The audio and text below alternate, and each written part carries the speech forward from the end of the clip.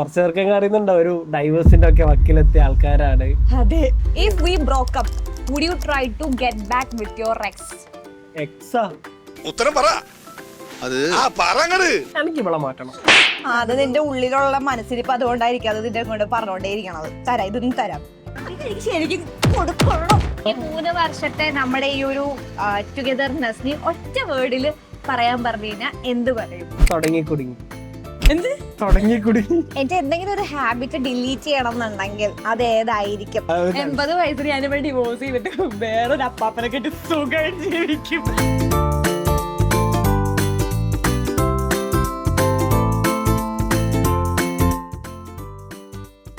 Hello guys, welcome back to our channel Brinda Arjun. അപ്പൊ guys, ഇന്നത്തെ video എന്ന് പറയുന്നത് asking hypothetical questions to your partner's anniversary edition. എന്താ എന്ത് hypothetical questions?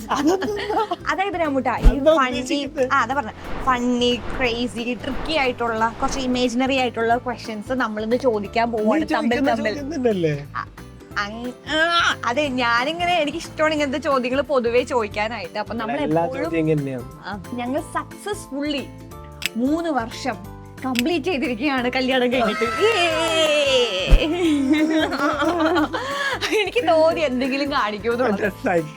അങ്ങനെ നമ്മൾ കല്യാണം കഴിഞ്ഞിട്ട് 3 വർഷം കംപ്ലീറ്റ് ആയിരിക്കാണ് ഗൈസ്.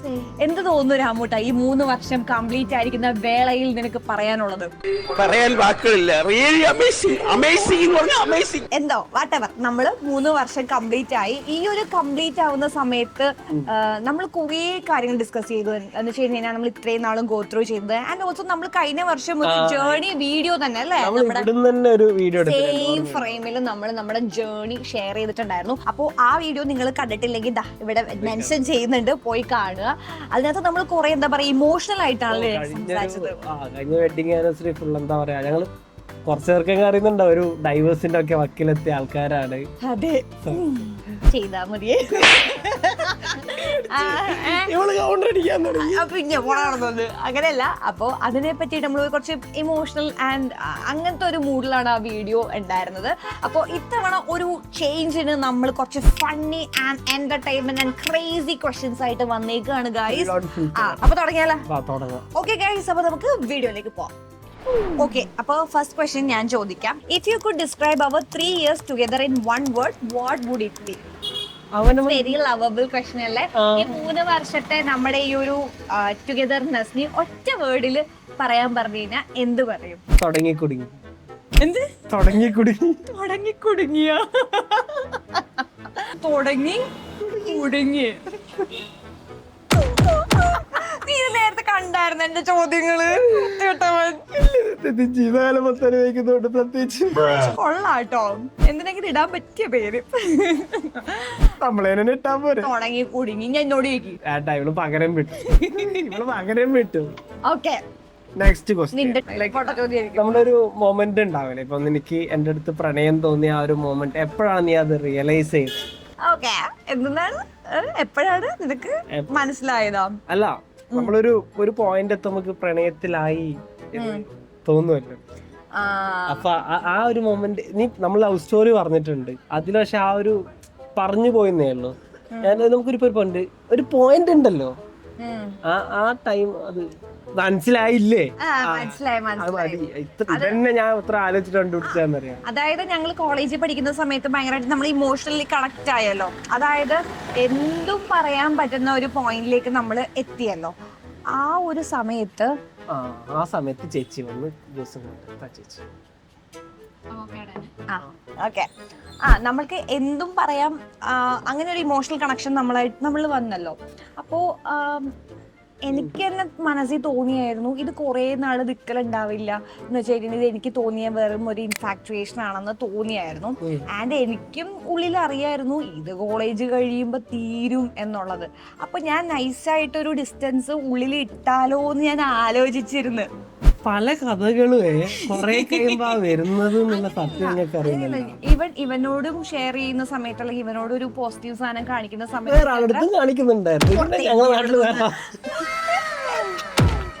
എനിക്ക് ശരിക്കും കൊടുക്കണം തേങ്ങ. അപ്പം ഉണ്ട്. ശരിക്കും കൊണ്ട് അതുകൊണ്ടാണ് ഞാൻ ശരിക്കും തന്നത്. അപ്പൊ എനിക്ക് വന്നിട്ട് ഇമോഷണൽ കണക്ഷൻ ഞാൻ ഇവന്റെ അടുത്ത് പോസിറ്റീവായിട്ട് പറയുമ്പോഴും ഇവൻ ഒരു നെഗ് തന്നോണ്ടേ ഇരുന്നായിരുന്നു, അത്ര പോസിറ്റീവ് ആയിരുന്നില്ല.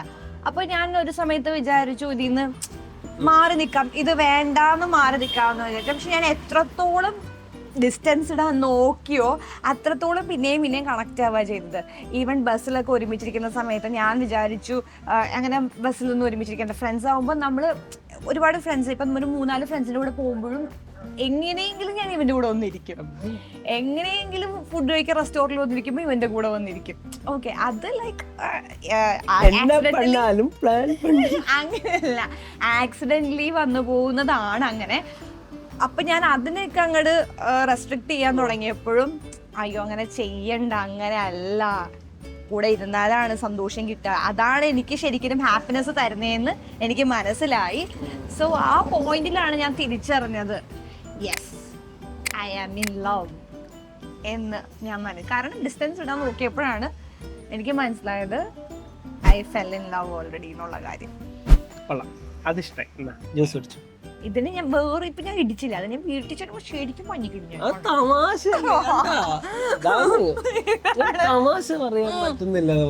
ഓക്കെ ഗൈസ്, അപ്പോ അടുത്ത ചോദ്യം ഞാൻ അമ്മൂനടുത്ത് ചോദിക്കാം. അത് ഞാൻ കുറച്ചെടുത്ത് ചാച്ചി ഇവിടെ വെച്ചിട്ട്. If you woke up one morning and suddenly forgot who you are, how would you make me fall in love with you again? Okay, അതായത് ഒരു ദിവസം നീ രാവിലെ എണീച്ചപ്പോ ഞാൻ മറന്നുപോയി എന്ന് വിചാരിച്ചോ. അയ്യോ ഞാൻ മറന്നുപോയിന്ന് വിചാരിച്ചോ. എടാ നീ രാവിലെ എണീറ്റപ്പോ ഞാൻ നിന്നെ മറന്നുപോയേക്കണ്. ആൻസർ പറ. How would you make fall in love with you again? അപ്പൊ ഞാൻ ചോദിക്കും, എടാ എനിക്കാണ് ഞാൻ മറവി, നിനക്കല്ല മറവി. എടാ എനിക്കാണ് ഞാൻ ശരിക്കും പറഞ്ഞിട്ടില്ല വൃത്തിയായിട്ടവരെ. ഞാൻ ചോദിക്കാണ്, ഞാൻ മറന്നു പോയിന്ന് വിചാരിക്കും. അവനീ പിന്നെയും എങ്ങനെങ്കിലും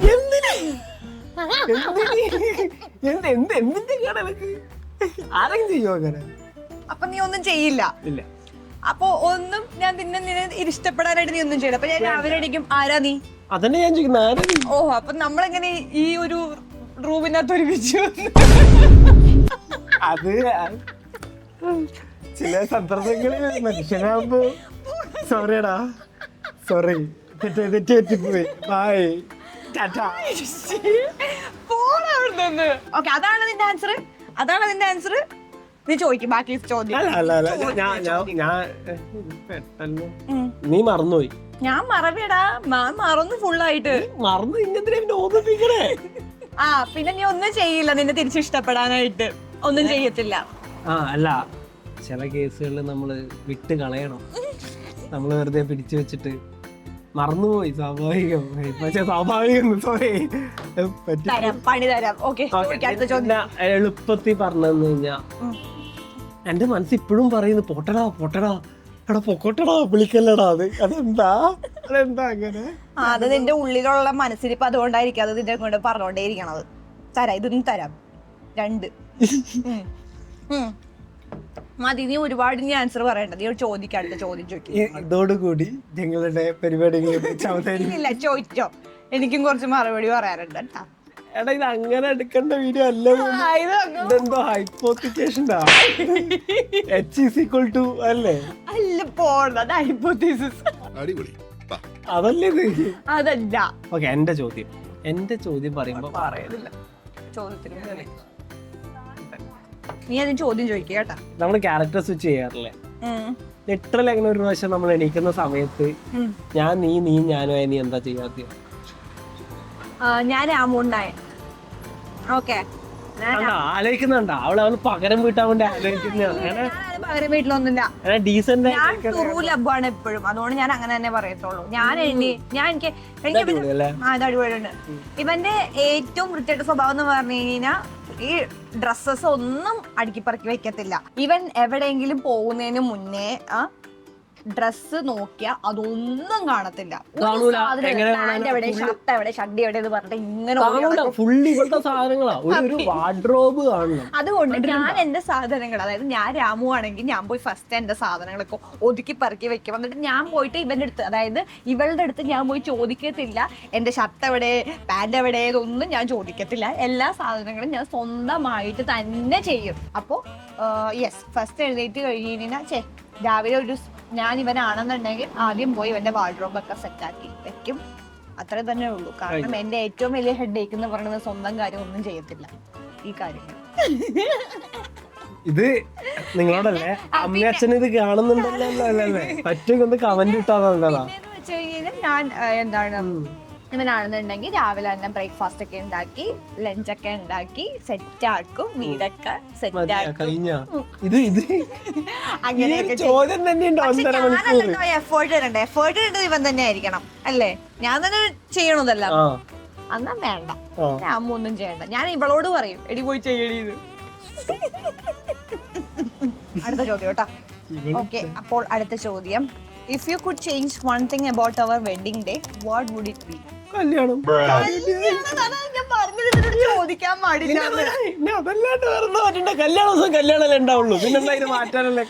കല്യാണത്തില് ഏതെങ്കിലും ഒരു സംഭവമോ ഒരു സിറ്റുവേഷനോ ഒരു സാധനങ്ങളോ എന്തെങ്കിലും നിനക്ക് മാറ്റണം തോന്നിയിട്ടുണ്ട്. ഇപ്പൊ ഞാനാണെങ്കിൽ പറഞ്ഞേനെ, കല്യാണത്തിന് ഒട്ടും തന്നെ എനിക്ക് ഡാൻസ് കളിക്കാൻ സമയം ഉണ്ടായില്ല. നിങ്ങൾക്കറിയോ, ആ ദിവസം ഞാൻ ഭയങ്കര സ്ട്രെസ്ഫുൾ ആയിരുന്നു. കാരണം എന്ന് വെച്ച് കഴിഞ്ഞാൽ 2 മണിക്ക് നമുക്ക് കണ്ണൂരിലേക്ക് ഇറങ്ങണം കല്യാണം കഴിഞ്ഞിട്ട്. അപ്പോൾ ഓഡിറ്റോറിയത്തിലൊക്കെ കുറച്ച് നേരെ സമയം കിട്ടിയോളൂ. അപ്പൊ ആ സമയത്തിനുള്ളിൽ എനിക്ക് ഡാൻസും കളിക്കണം, ഇത്രയും ആൾക്കാരുടെ കൂടെ ഫോട്ടോസും എടുക്കണം. ഓക്കെ, അപ്പോൾ ഈ ഫോട്ടോസ് എടുക്കണതിനിടയ്ക്ക് അമ്മേനോട് വന്ന് പറയണം, നമുക്ക് ഈ സാരി മാറണം, സാരി മാറിയിട്ട് 2 മണിക്കാണ്, അതിനുള്ളിൽ നിനക്ക് ഭക്ഷണം കഴിക്കണം, എത്ര പേരാണെന്ന് ഫോട്ടോസ്. അപ്പൊ അതിനിടെ ചിലപ്പോൾ ഡാൻസ് കളിക്കാൻ സമയം ഉണ്ടാവില്ല എന്ന് കേട്ടപ്പോൾ എനിക്ക് ഭയങ്കര സങ്കടമായി. ഓക്കെ, എന്നിട്ടും ഞാൻ പോയി ഡാൻസ് കളിച്ചതാണ് ആ ഒരു നമ്മുടെ ഏറ്റവും വലിയ വൈറലായിട്ടുള്ള ആ ഒരു വെഡിങ് ഡാൻസ്. അത് മാറ്റണം എന്നാണോ പറയുന്നത്? അല്ല, കല്യാണത്തിന്റെ സമയം കുറച്ചുകൂടെ നീട്ടണം. പിന്നെ നീ ചോദിച്ചിട്ട് നീ എന്നെ ഉത്തരം പറഞ്ഞാൽ എക്സാമ്പിൾ പറഞ്ഞാണ്, മനസ്സിലായോ? എനക്ക് എന്ത് മാറ്റണം എന്നല്ലേ ചോദ്യം?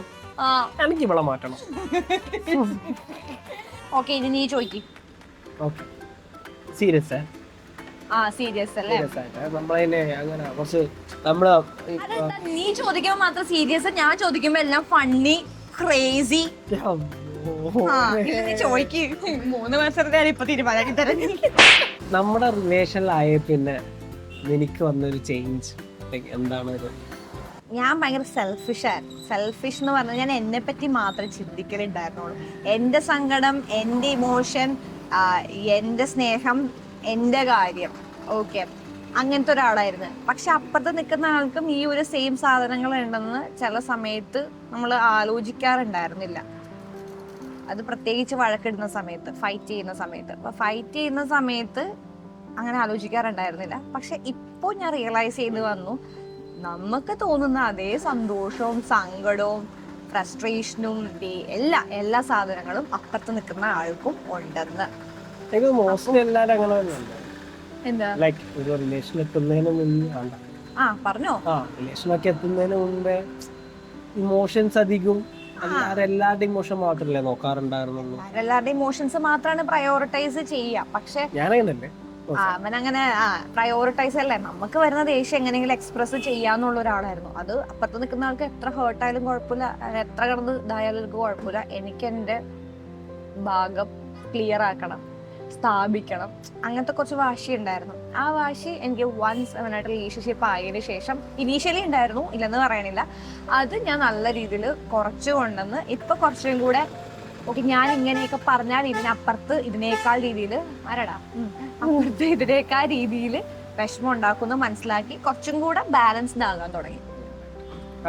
ആദ്യത്തെ ഇനീഷ്യലി കാലഘട്ടത്തിലൊക്കെ ഭയങ്കര ഒരു കാര്യം പറഞ്ഞ് പിടിച്ച 4 കൊമ്പാന്ന് പറയുന്നത് സേവാ, 5 കൊമ്പായിരുന്നു ഇവർക്ക്. പിന്നെ അത് ഇപ്പൊ ഒന്നുമില്ല, ഇപ്പം ഭയങ്കര. കാരണം പിടിക്കുന്ന കൊമ്പിനെ ഇവൻ മൈൻഡ് ആക്കുന്നില്ല. അപ്പൊ എന്റെ ഭാഗത്ത് ഇത്ര ഒരു സംഭവം എന്ന് പറഞ്ഞപ്പോ അതിന് ഒരു സാധനം എനിക്ക് കിട്ടാൻ തുടങ്ങി. ഓക്കെ, ശരി, പറ്റില്ല. ഇപ്പൊ ഞാൻ ബൈ എക്സ്പീരിയൻസസിലൂടെ മനസ്സിലാക്കിയതാണ് നമുക്ക് തോന്നുന്ന അതേ സാധനങ്ങൾ അപ്പുറത്ത് നിൽക്കുന്ന ആൾക്കുണ്ട്. കാരണം നമ്മുടെ ഭാഗം അടിപൊളിയാണെന്ന് പറഞ്ഞ് സ്ഥാപിക്കാൻ നോക്കിയിട്ട് ഒരു കാര്യമില്ല. അപ്പുറത്ത് നിൽക്കുന്ന ആൾക്ക് സെയിം ഉണ്ട്. കുറച്ചു നേരം ഒന്ന് ചിന്തിച്ചു കഴിഞ്ഞാൽ നമുക്കത് മനസ്സിലാവും. പക്ഷെ ചിന്തിക്കേടില്ല. അതിലേക്ക് എത്തിയ ആ പേഷ്യൻസ് എനിക്ക് ഈ ഒരു റിലേഷൻഷിപ്പ് വന്നതുകൊണ്ടാണ് മനസ്സിലായത്.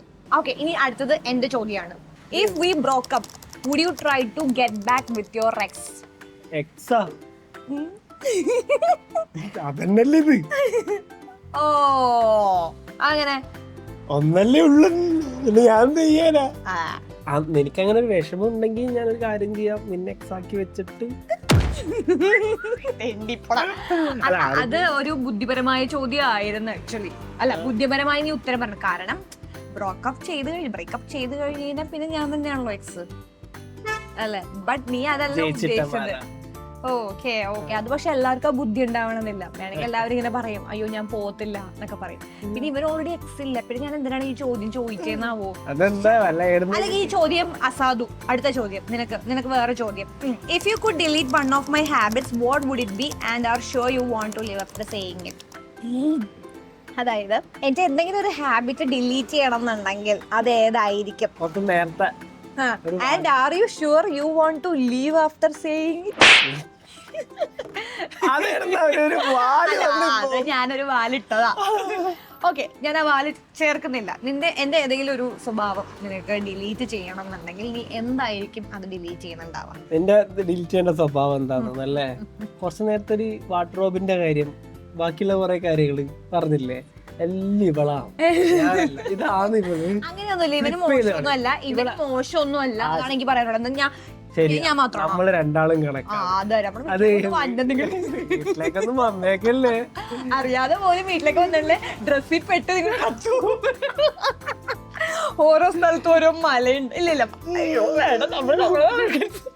അത് വേറെ ഒന്നുമല്ല. ആഴ്ചയിൽ ഒരു ദിവസം നമുക്ക് അതൊക്കെ ശരിയാക്കാനുള്ള സമയം കിട്ടുള്ളൂ.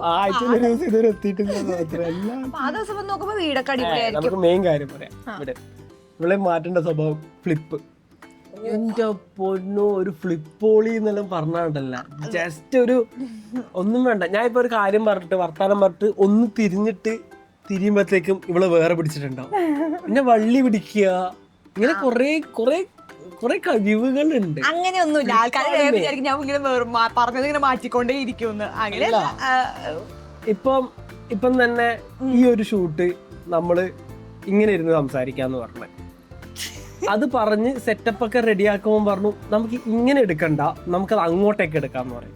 ഇല്ലെങ്കിൽ വേറെ രീതിയിൽ ഇങ്ങനെ പല ഫ്ലിപ്പാണ്. നീ എന്നെ പറഞ്ഞു കൊടുക്കുന്നത് നിന്റെ എക്സാമ്പിൾ. ഇപ്പൊ കഴിഞ്ഞ ദിവസം തന്നെ ബാംഗ്ലൂരിൽ എന്റെ ഫ്രണ്ട്സ് വന്നിട്ടുണ്ടായിരുന്നു. അപ്പൊ അവർക്ക് കുറച്ച് വർക്ക് ഉണ്ടായിരുന്നു. അപ്പൊ വർക്ക് ചെയ്യുന്ന സമയത്ത് ഞാൻ കുറച്ചു നേരം ഫ്രീ ടൈമാണ്.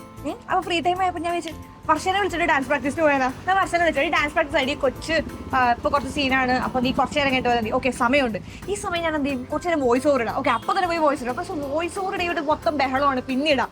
അപ്പൊ എനിക്കിങ്ങനെ സാധനങ്ങൾ ഇങ്ങനെ വന്നോണ്ടേയിരിക്കും. What next. ഒന്നാമത്തെ കാര്യം എനിക്ക് അങ്ങനെ വെറുതെ ഇരിക്കുമ്പോൾ കുറച്ച് ഭ്രാന്ത് പിടിക്കും. അതുകൊണ്ടാണ് അങ്ങനെ ചെയ്യുന്നത്. ഓക്കെ, ആൻഡ് ഓൾസോ ഒരു സാധനം ചെയ്യുമ്പോൾ അത് എത്രയും നന്നായിട്ട് ചെയ്യാൻ വേണ്ടിയിട്ട് എന്തൊക്കെ ചെയ്യാൻ പറ്റുമോ അതൊക്കെ ചെയ്യും ഞാൻ. അതുകൊണ്ടാണ് സജഷൻ പറയണത്. അതിന് ഇവൻ എന്നെ ഫ്ലിപ്പോളിയാക്കി മാറ്റി തന്നു. പക്ഷെ എന്താന്ന് പറഞ്ഞു കഴിഞ്ഞാൽ last end of the day അത് നടക്കുന്നുണ്ടോ ഇല്ലയോ എന്നാണ് മെയിൻ കാര്യം. ഞാൻ ആക്ച്വലി ഇങ്ങനെ വിചാരിച്ചു. എൻ്റെ ഒരു സൈക്കോളജിസ്റ്റ് ഫ്രണ്ടിനോട് ഞാൻ ഇത് സംസാരിച്ചു. അപ്പൊ അവൾ എൻ്റെ അടുത്ത് പറഞ്ഞു, വൺസ് നമ്മളിത് കംപ്ലീറ്റ് ടാസ്കുകളെല്ലാം ഇത്ര ടാസ്കുകൾ വരുന്നതോട് തെറ്റില്ല, ബട്ട് അത് കംപ്ലീറ്റ് ചെയ്യുന്നുണ്ട് എന്നെങ്കിൽ അത് ഓക്കെയാണ്. പക്ഷെ നീ കംപ്ലീറ്റ് ചെയ്തില്ല, അതെടുത്ത് ഇവിടെ കൊണ്ടിട്ടു, ഇവിടെ കൊണ്ട് അതെടുത്തു. അത് ഞാൻ ഭയങ്കരമായിട്ട് ശ്രദ്ധിച്ചിട്ടുണ്ട്. ചില സമയത്ത് ഞാൻ വീട് ക്ലീൻ ആക്കാൻ നേരത്തെ സമയത്ത് ഞാൻ ഈ സാധനങ്ങൾ വാർഡ്രോബ് ക്ലീൻ ആക്കാൻ വേണ്ടി ഇങ്ങനെ ചെയ്തോണ്ടിരിക്കുമ്പോഴായിരിക്കും അവിടെ പാത്രങ്ങൾ അത്രയും കിട്ടണം. അപ്പൊ ഞാൻ വിചാരിച്ചു, അയ്യോ പാത്രം കഴുകാൻ നേരത്തായിരിക്കും, അയ്യോ കുറച്ച് ഡ്രസ്സ് എടുത്ത് അലക്കിയായിരുന്നെങ്കിൽ ആ സമയം കൊണ്ട് അത് അലക്കി തീരൂലേ, അപ്പൊ കൊണ്ടേ അലക്കി തരും. അപ്പൊ ലൈക്ക് ഇത് പക്ഷെ ഇതെല്ലാം കംപ്ലീറ്റ് ആവുന്നുണ്ട്. എൻഡ് ഓഫ് ദ ഡേ ഒരു 5 മണിക്കൂർ എടുത്തിട്ടാണെങ്കിൽ ഇത് കംപ്ലീറ്റ് ആവുന്നുണ്ട്. അങ്ങനെ നമ്മൾ 4 ക്വസ്റ്റ്യൻസ് കംപ്ലീറ്റ് ചെയ്തിരിക്കുകയാണ്. ഇനി ലാസ്റ്റ് ക്വസ്റ്റ്യൻ ആണ്. ഒരെണ്ണം കൂടെ ഉണ്ട്, ഞാൻ ചോദിക്കും. പോടാ, ഞാൻ ശരിക്കും ഇവനോട് 4 ചോദിച്ചു, 5 ചോദിച്ചു. എന്നാലും ഞാൻ ലാസ്റ്റ് ഒരു ക്വസ്റ്റ്യനും കൂടെ ചോദിക്കാണ്. റെഡിയാണോ നിങ്ങൾ? ഈ 3 വർഷം കംപ്ലീറ്റ് ചെയ്യുന്ന വേളയിൽ നമ്മൾ ഇനിയും ഇങ്ങനെ ഒരു 19 കൊല്ലം, അതായത് നമ്മുടെ 80കളിലെത്തിന്ന് വിചാരിച്ചോ. നമുക്ക് 80 വയസ്സായി. ഓക്കെ, നമുക്ക് 80 വയസ്സായി. എങ്ങനെയായിരിക്കും നമ്മുടെ ആ ഒരു ടുഗദർനെസ് ജേർണി? എങ്ങനെ ആകണം എന്നാണ് അതായത് നമുക്കൊരു 80 വയസ്സ് വരുമ്പോൾ നീയും ഞാൻ എന്നുള്ളൊരു പാർട്ട്ണർ എങ്ങനെയായിരിക്കണം നമ്മുടെ ലൈഫ്, നമ്മുടെ ലൈഫ് സ്റ്റൈല്, അതെങ്ങനെ ആകണം എന്നാണ് നിന്റെ ആഗ്രഹം. ഈ 3 വർഷത്തെ ഈ വീഡിയോ നമ്മൾ എടുത്തു വെക്കുന്നത് നമ്മൾ 80 വർഷം നമ്മൾ ഇതുപോലെ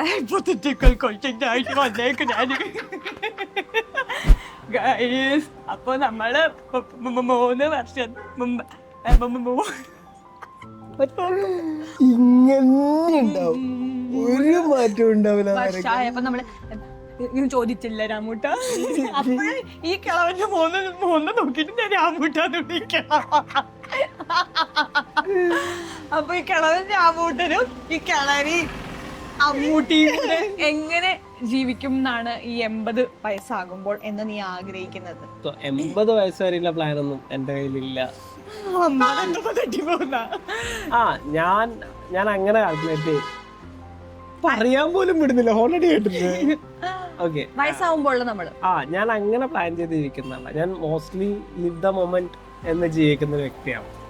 എന്നാന്ന് പറഞ്ഞാൽ ഇന്നത്തെ ഒരു നിമിഷമാണ് കൈമുള്ളത്, അതെങ്ങനെ അടിപൊളിയാക്കാം, നാളെ എന്താവും എന്നുള്ള ചോദ്യം പറയുന്നതിൻ്റെ കാര്യമില്ല. പക്ഷെ ലൈക്ക് ഇത്രയും ഡാറ്റ ചോദിച്ചുകൊണ്ട് ഞാൻ പറയുന്നത്, എൻ്റെ ഒരു പ്ലാൻ എന്ന് പറഞ്ഞു കഴിഞ്ഞാൽ കുറച്ച് ഏതെങ്കിലും ഒരു ഹിൽ ടോപ്പോ ഇല്ലെങ്കിൽ ഒരു എന്തെങ്കിലും കുറച്ചൊരു നമ്മളിപ്പം നമുക്ക് ഗ്രാമങ്ങളിൽ ചെന്ന് പാർക്കാം, എവിടെയെങ്കിലും മാക്സിമം കുറെ ട്രാവൽ ചെയ്യണം എന്നുള്ള ഒരു മൂഡാണ്. ഓരോ സ്ഥലങ്ങളിൽ പോവുക. 80 വയസ്സായാലും നീ എനിക്ക് സ്വസ്ഥത തരും. 80 വയസ്സാകുമ്പോഴും ട്രാവൽ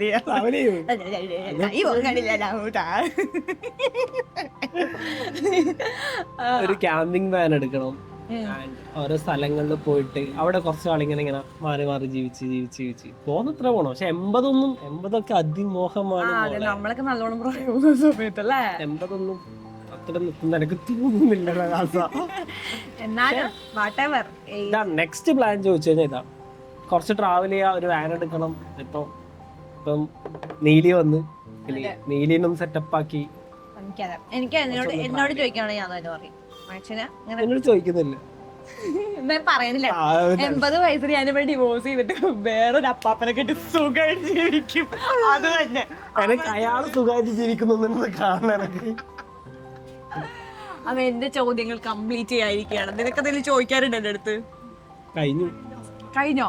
അല്ല, ഇത് മാരേജ് ചെയ്യാ എന്നുള്ള നിന്റെ ഒരു പ്ലാൻ ആയിരുന്നു. ഇവക്കാണ് നമുക്ക് കല്യാണം കഴിക്കണം എന്നുള്ളത്. സോ എന്താന്ന് എനിക്ക് മാരേജ് ചെയ്ത് പോയി കഴിഞ്ഞാൽ പിന്നെയുള്ള best part of being married being married ഒന്നും കിട്ടാണ്ട് പോലെ ഈ ഒരു ടോപ്പിക്ക് വരുമ്പോ മാത്രമല്ല. ബാക്കിയൊന്നും നിന്റെ കൈ പറക്കൂലല്ലോ. Best part of being married is always like, എനിക്ക് എൻ്റെ ലൈഫിൽ തന്നെ marriage is the best decision I have ever made in my life.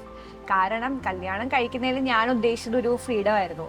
കാരണം അങ്ങനെ ഫ്രീഡം തരാത്ത വീട് അങ്ങനെയൊന്നും അല്ലായിരുന്നു. ബട്ട് ടിപ്പിക്കൽ ഫാമിലി പോലെ തന്നെ എന്താണ്, എല്ലാം കെട്ടിയവൻ്റെ കൂടെ പോയി ചെയ്താൽ മതി, രാത്രി കറങ്ങി നടക്കേണ്ട ആവശ്യമൊന്നുമില്ല, അങ്ങനത്തെ ഒരു സംഭവം എൻ്റെ വീട്ടിലുണ്ടായിരുന്നു. അപ്പോൾ ആ ഒരു ഇതിലൊക്കെ ഞാൻ വിചാരിച്ചത്, നോക്കി കല്യാണം കഴിച്ച് കഴിഞ്ഞാൽ എവിടെയും പോകാല്ലേ, കെട്ടിയവനെ മാത്രം ബോധിപ്പിച്ചാൽ മതിയല്ലേ, അങ്ങനത്തെ ഒരു സാധനം. പിന്നെ എന്നെ മനസ്സിലാക്കുന്ന ഒരാളായതുകൊണ്ട് തന്നെ ഞാൻ പ്രത്യേകിച്ച് ഒന്നും പറഞ്ഞ് ചെയ്യിക്കേണ്ട ആവശ്യമില്ലല്ലോ, എല്ലാം ഇങ്ങോട്ട് ചെയ്തു തരും എന്ന് എനിക്ക് ഉറപ്പായിരുന്നു. ഇവനെ ഞാൻ മീറ്റ് ചെയ്ത് ഇഷ്ടപ്പെടാൻ കാരണം മെയിൻ റീസൺ തന്നെ ഇവനെ കല്യാണം കഴിക്കാനായിട്ട് തന്നെ. എൻ്റെ കാര്യങ്ങളൊക്കെ നല്ല വെടിപ്പായിട്ടിരിക്കുന്നു നടക്കണമായിരുന്നു. അപ്പോൾ കാര്യങ്ങളെല്ലാം വൃത്തിക്ക് ഇപ്പൊ നടക്കുന്നുണ്ട്. അതുകൊണ്ട് ഇപ്പൊ എനിക്ക് എന്തും ചെയ്യാം, എന്നും തിന്നാം, എന്തും ആവാം, എന്തും ആക്കാം എന്നുള്ളൊരു സാധനമുണ്ട്. കാരണം നമ്മളങ്ങനെ ഫാമിലിയിൽ വന്നു കഴിഞ്ഞ് കഴിയുമ്പോൾ നമ്മുടെ ഒരു മാരേജ് എന്ന് പറയണത് നമുക്ക് എല്ലാത്തിനോട് കിട്ടുന്ന ഒരു സംഭവമാണ്. പിന്നെ കൂടെ ഒരു പാർട്ട്ണറും അതെല്ലാം മനസ്സിലാക്കുന്ന ഒരാളെയും കൂടെ കിട്ടിയപ്പോൾ ഡബിൾ ഹാപ്പി ആവാൻ ഞാൻ ചെയ്തത്.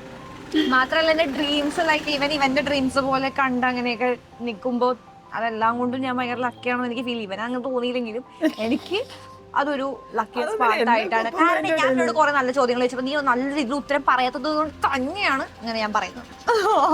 അതുകൊണ്ട് എനിക്ക് ഭയങ്കര ഒരു ലക്കിയസ്റ്റ് പാർട്ടാണ് മാരേജ്. അതുകൊണ്ട് തന്നെ മാരേജ് ആണ് ഞാൻ എന്നെ ഏറ്റവും നല്ല ഡിസിഷൻ. സോ ബീങ് മാരീഡ് എന്ന് എനിക്ക് തോന്നുന്നില്ല വലിയ കാര്യമായിട്ട്. ഓ അങ്ങനെ എന്ന് പറഞ്ഞു കഴിഞ്ഞാൽ മാരേജ് ചെയ്ത് കഴിയുമ്പോൾ ഞാൻ കുറെ എന്താ റെസ്പോൺസിബിലിറ്റീസ് ഒക്കെ ഉണ്ടാവുമോ എന്നുള്ള ഒരു സാധനം എനിക്ക് തോന്നിയിരുന്നു. പക്ഷെ അങ്ങനെ റെസ്പോൺസിബിലിറ്റിയും കാര്യങ്ങളൊന്നുമില്ല. നമുക്ക് നമ്മളായിട്ട് റെസ്പോൺസിബിൾ ആയ ആൾക്കാർ മാരേജ് എന്തുണ്ടാവും? അത് എന്ത് റെസ്പോൺസിബിലിറ്റി ഉണ്ടാവാൻ. അപ്പോൾ എനിക്ക് കുറച്ചും കൂടെ ഹാപ്പി ആവുക ചെയ്തത്. എനിക്ക് ഞാനായിട്ട് ഇരിക്കാൻ പറ്റുന്ന ഒരു സ്റ്റേറ്റ് ഓഫ് മൈൻഡിലേക്കും സ്റ്റേറ്റ് ഓഫ് പ്ലേസിലേക്കും മൈ ഹോം ആയിട്ട് എനിക്ക് മാറി മാരേജ്. ഈ മാരേജ് കൊണ്ട് I found my home in U.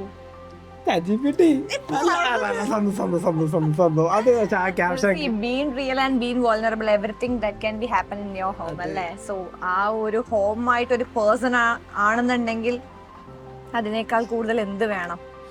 So this is the best thing of being married എന്ന് എനിക്ക് തോന്നുന്നു. ചേട്ടാ നിന്റെ സ്നേഹമൊന്നും വേണ്ട, പറഞ്ഞതൊന്നും ഞാൻ മറന്നിട്ടില്ല, എല്ലാത്തിനും ഞാൻ തരുന്നതാണ്. അപ്പൊ ഗൈസ് ഒക്കണ്ട. അപ്പൊ ഗൈസ് ഇതൊക്കെയാണ് നമ്മുടെ 3 വർഷം എത്തി നിൽക്കുന്ന നമ്മുടെ ഒരു ജീവിതവും നമുക്ക് അങ്ങോട്ടും ഇങ്ങോട്ടും ചോദിക്കാനുള്ള കാര്യങ്ങളും. അപ്പൊ നിങ്ങൾക്ക് എന്തെങ്കിലും ഞങ്ങളോട് ഇനി ചോദിക്കണം എന്നുണ്ടെങ്കിൽ താഴെ കമന്റ് ചെയ്യുക. And hope you like this video and thank you so much. ഇതിന്റെ താഴെ എന്തായാലും ആനിവേഴ്സറി വിഷസ് ഉണ്ടാവും. അപ്പൊ താങ്ക് യു സോ മച്ച്. ഇതുവരെ കൂടെ നിന്ന് എല്ലാവർക്കും ഒരുപാട് നന്ദി, സന്തോഷം അല്ലേ? അപ്പോൾ that's all about the video. കുറച്ച് പണിയുണ്ട്, ആ പണി ചെയ്യും. സംസാരിച്ചിരിക്കും, ഞാൻ വരാം. Thank you so much. Love you.